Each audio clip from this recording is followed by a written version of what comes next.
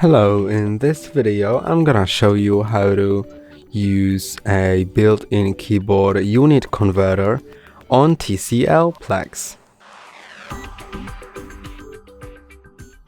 You can quickly convert units by using your keyboard on TCL Plex, and in order to do that, go into any app that you can type in, for example your notes or messages. I'm gonna go to notes. So let's go to keep notes, and now let's create a new note.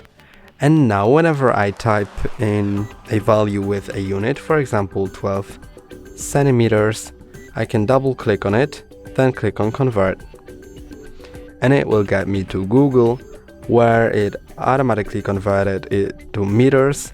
I can click here to convert to inches,